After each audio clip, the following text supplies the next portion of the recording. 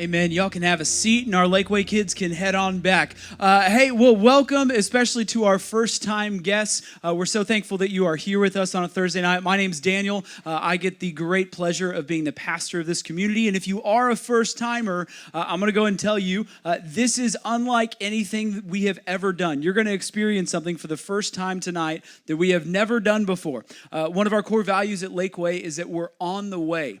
And what that means is we try new things and we allow the Spirit of God to move in us in new ways. And so tonight we are continuing in season 1 of Lakeway. We've named it Vision.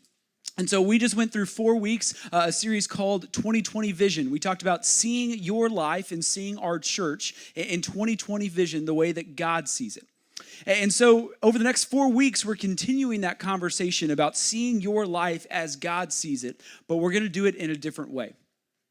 So one of the things that I hear so often as a pastor is people come in, particularly young people, college students, young adults, and they come in and they say, I'm confused about my calling.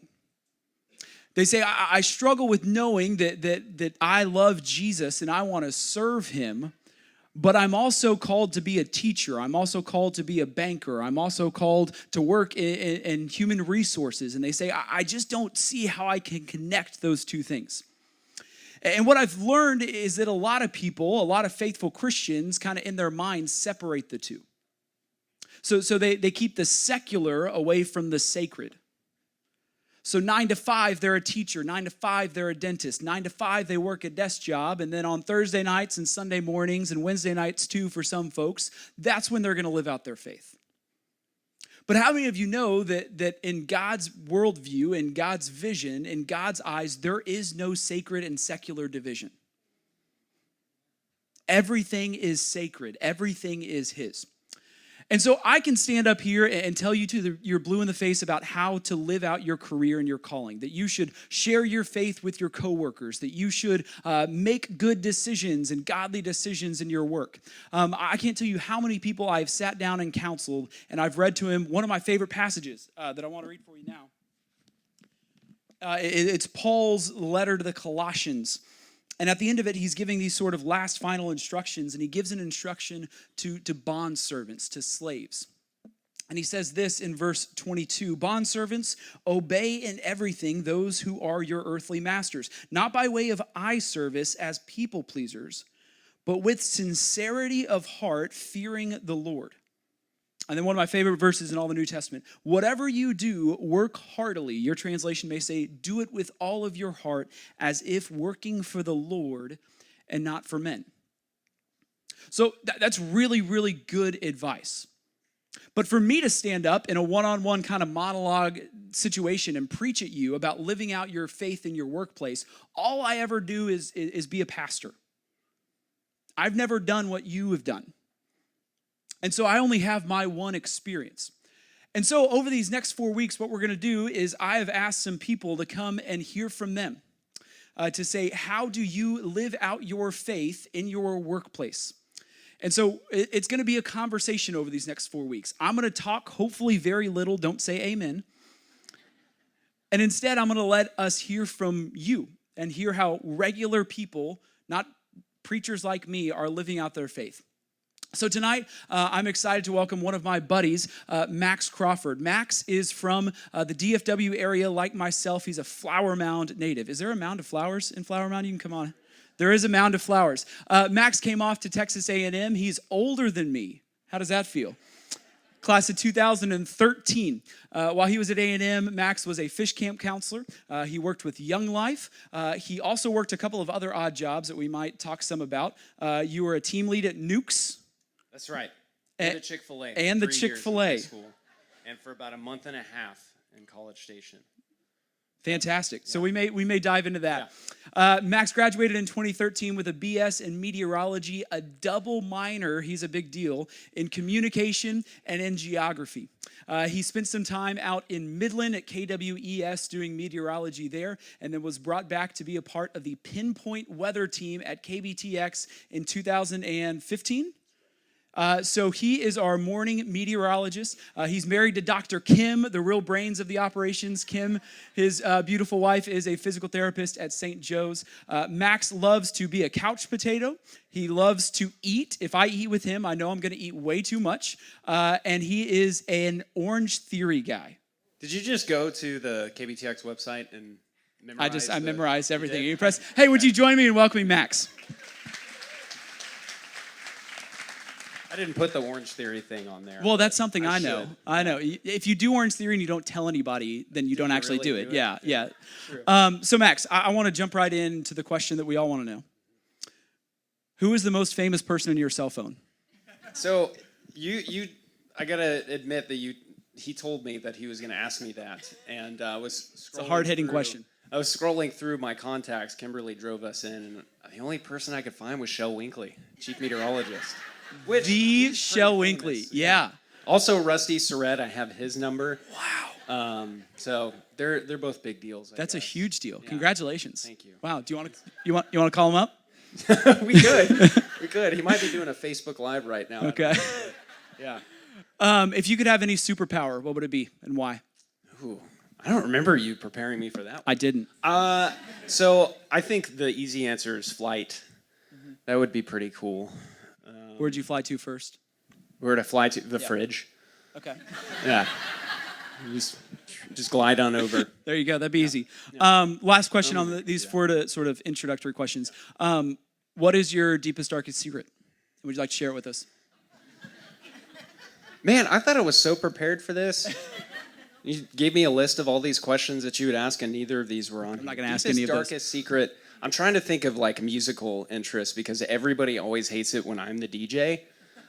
They just don't think that I have great music tastes.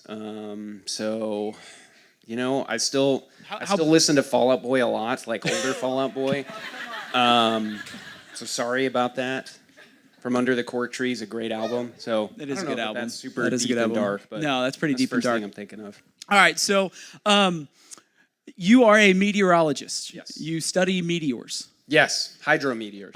Okay. Yes. Tell us a little bit about what a regular day looks like in the life of Max Crawford. Okay, so I'm the morning guy. My alarm clock goes off at about 2:27 in the morning. Yeah, I know. So No one's a Christian at that hour. yeah, let me tell you.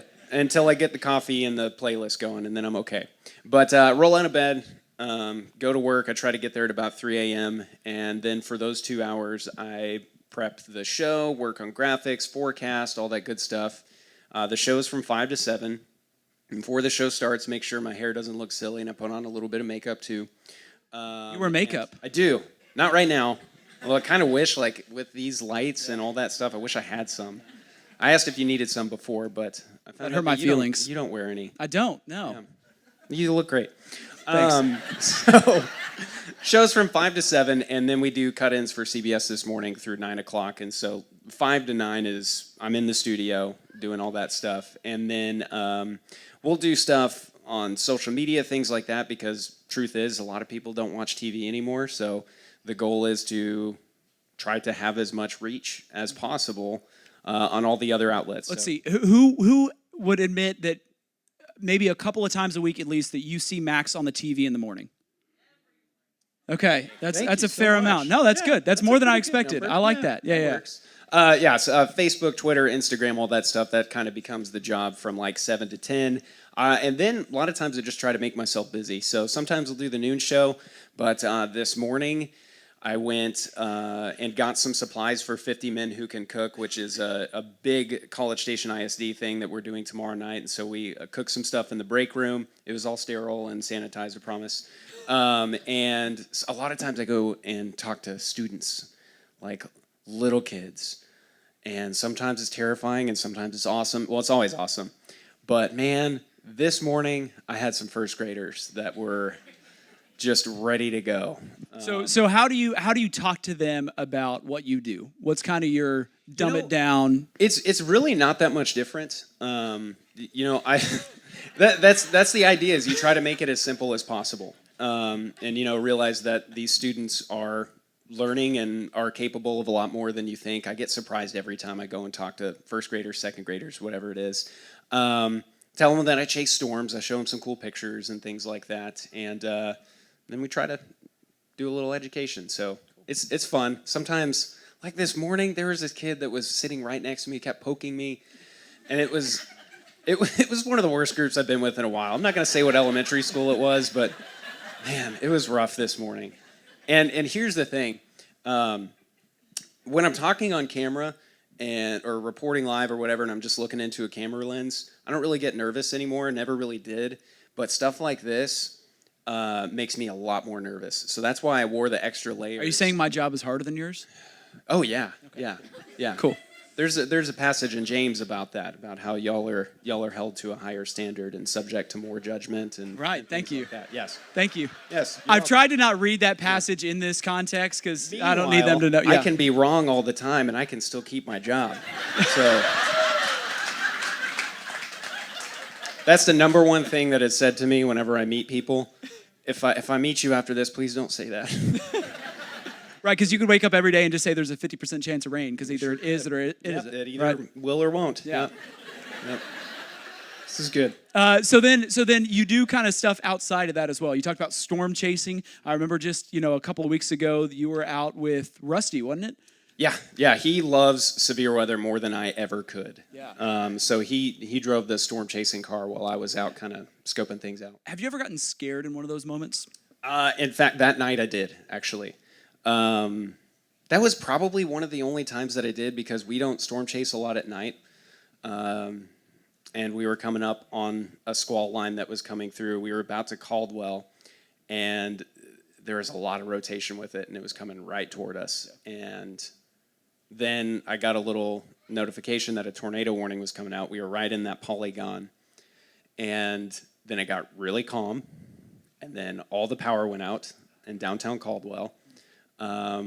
And there weren't a lot of places for us to go. We were by the Visitors Bureau, and Rusty likes to tell it like I just kind of shut down for a second, and he was like, "Hey, should we go and take cover?" And I guess he had to ask me 3 times because I was looking at the radar trying to figure things out, and so we drove across the street, went into a gas station, and huddled up there for a little bit. It got so windy that the doors kind of flew open, and there was another family there that like had their cats and their dogs, and so at that point I was kind of like, okay, I gotta put myself together because I can't be looking nervous, the meteorologist in front of this family. So, so I tried to talk to them, ease their fears and stuff, and then there was actually a tornado that was about 3 to 5 miles south of where we were. And so from that point, looked for damage, and then kind of followed the storm line back in. And a lot of y'all know the story about how that storm came in and did a pretty good little bit of damage here in town. So yeah, I was a little scared. So I'm guessing your prayer life is pretty strong. Yes, absolutely it is, especially in situations like that. Yeah. So let's kind of round off kind of your bio. We've learned about kind of what you do, your day job. Talk to us about how you came to know Christ, kind of your upbringing and how you ended up being a Christian meteorologist. Yeah. So I always feel weird about saying this part of my testimony because I love my parents so much, and they are the reason that I was brought to Christ. That being said, grew up in an unchurched family. My mom very often worked 6 days a week. My dad did too. And so Sundays were their days to rest. And so a lot of times we did not go to church. If only there was church on a Thursday. Right. I wish we had Lakeway growing up. So throughout elementary school and middle school, it was kind of, my parents instilled a fear of God in me. I don't think I knew, not like in a bad punishment type of way, but my brother is the reason that I do a lot of things. And when he was in high school, he attended Young Life, and so he went to Young Life camp and was saved out there. And I think I came to know Christ probably a little bit before that, but I think the day that it started to finally click was at Windy Gap in 2006, I believe, the summer camp there, where, man, it just all kind of came together. So the way that they do Young Life talks over the course of a week at Young Life camp is they kind of set everything up and tell you that there's a God who knows you, who loves you. knows every hair on your head, that classic phrase. And then a little bit like towards the middle of the week, it's called the sin talk, and it's where things get really, really serious. And they kind of leave you on a little bit of a cliffhanger about, you're broken. There's nothing you can do about it. And I think that was the first time that I realized the weight of sin and what it can carry. And then you do the crosstalk and the resurrection talk, and 2 nights after that. And it's such a beautiful way that that they paint the picture for you over the course of a week. And it was after the crosstalk where they have everybody leave the main club room and just kind of go and find a spot on the campgrounds and just sit there and quiet. And don't think about anything but what you just heard, and try to talk to God. And so that was the point where it clicked for me. Just like a little wisp of wind here and there, that was just, I felt Jesus in that moment. And so from that moment on, I would say that was when I was saved. So, I love it. Yeah. So that was in high school. Knew that I wanted to do Young Life stuff in college. But was a Young Life leader for a little bit at A&M Consolidated. And I talked about how things don't make me nervous, like talking to a camera lens and stuff. Even more nerve-wracking than talking to a room full of first graders is going into a high school cafeteria and trying to meet high schoolers for the first time. Are there any Young Life leaders in here? No? Okay. So that's terrifying. Yeah. And if you can get through that, you can get through anything. Yeah. But like these high school kids sitting here judging you, like, why are you at my lunch? Yeah. I'm trying to eat right now. Yeah. What are you getting at? Yeah. So Young Life was a really huge part of just my faith and rejection and all the goings on with that. And then out of college, I was able to kind of jump right into broadcast. Yeah. Well, I love that's such a beautiful moment of you were blessed by something and it changed your life, and so then you said, I'm going to double down. I'm going to do that for somebody else. I think that's the picture that we have as Christians, that if there's a ministry, if there's a church, if there's an experience that has blessed you, I think we're called to then push that in the next generation and do exactly what you did. So I love that. Talk to us a little bit about when you kind of discovered that you were made to be a meteorologist, that God had knit you together in your mother's womb to talk about the weather. So that was probably before even coming to Christ. When I was 8 years old, I was in a terrible storm up in DFW and got incredibly scared. Like, so scared that for the next couple years after that, I actually had to go to therapy sessions for my fear of storms. I think it was some sort of diagnosed paranoia. But when every little strong storm system would come through, where there was a severe weather chance for that day or whatever it was, I was on the TV. Like, I was looking and I was watching every local news thing. I was watching the Weather Channel, things like that.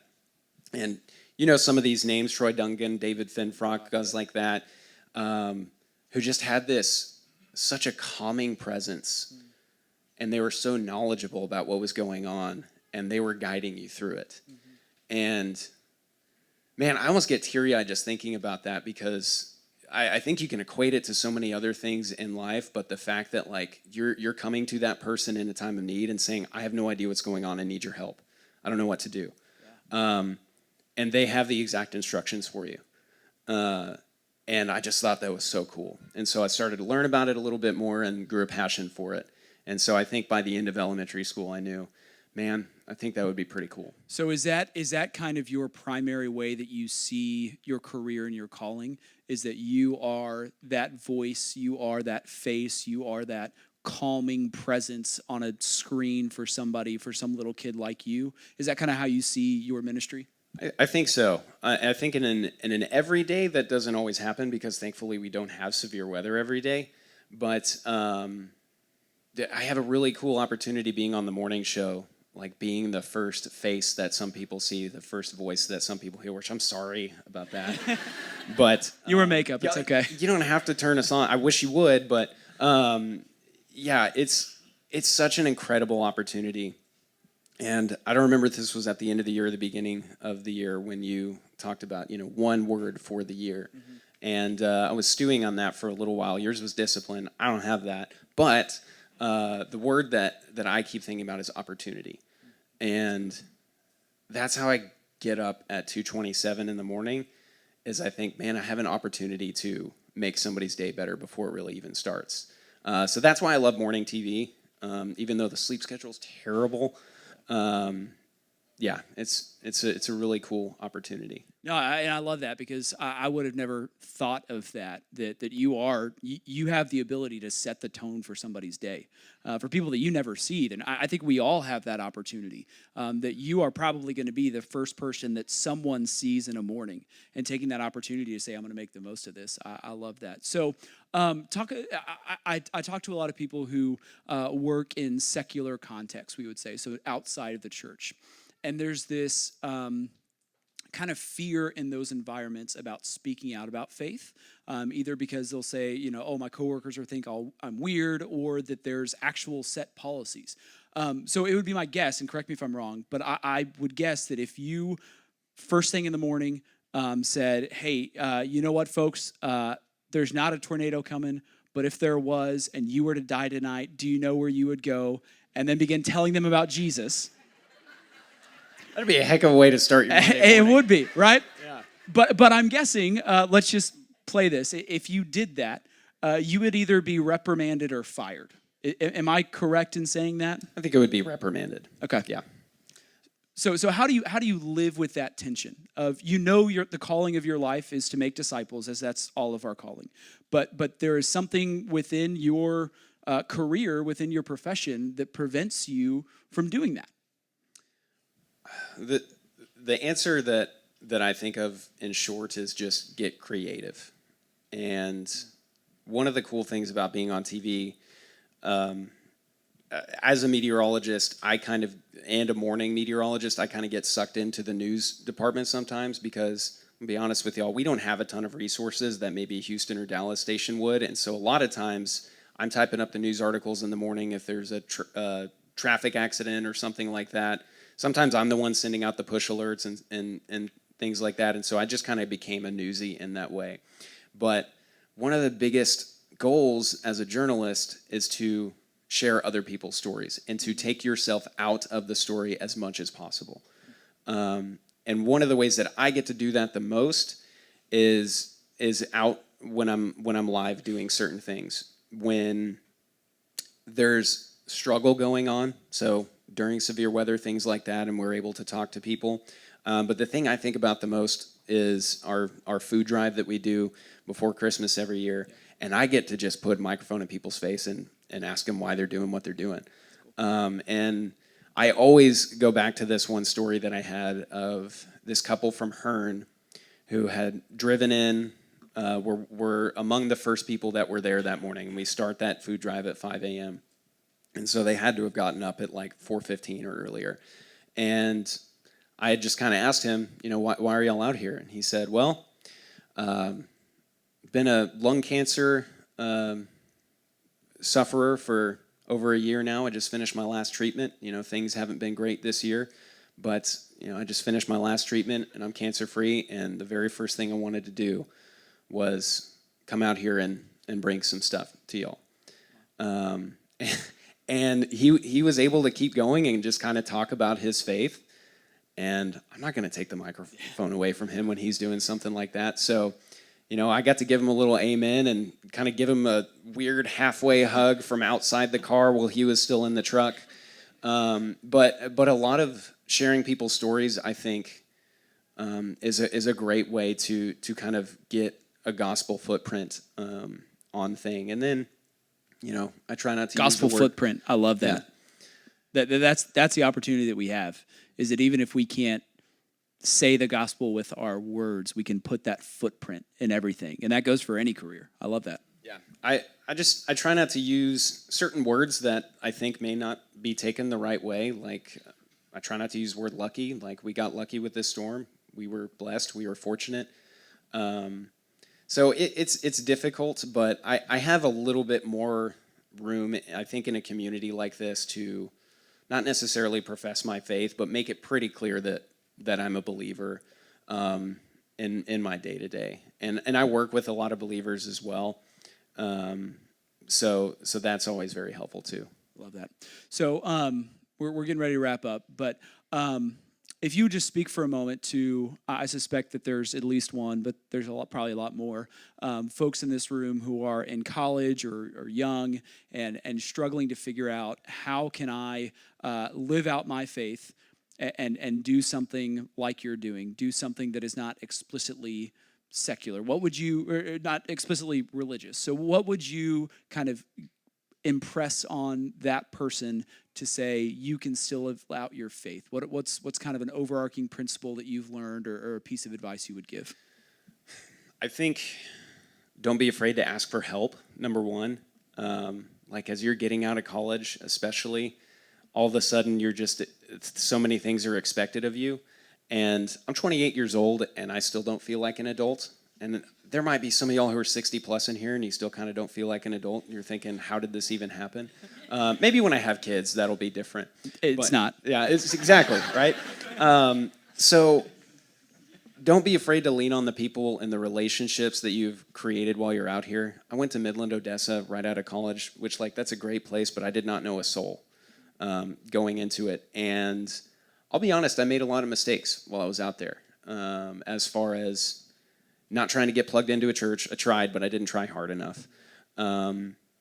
Made a lot of mistakes that I think now help in my testimony.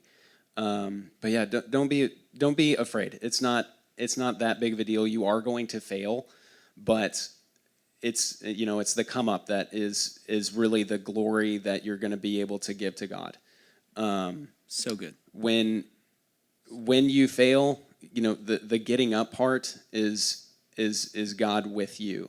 And sometimes when you're feeling like he's not going to do a thing for you and you're mad and you're angry, that's just when you're going to have to lean on him the most sometimes.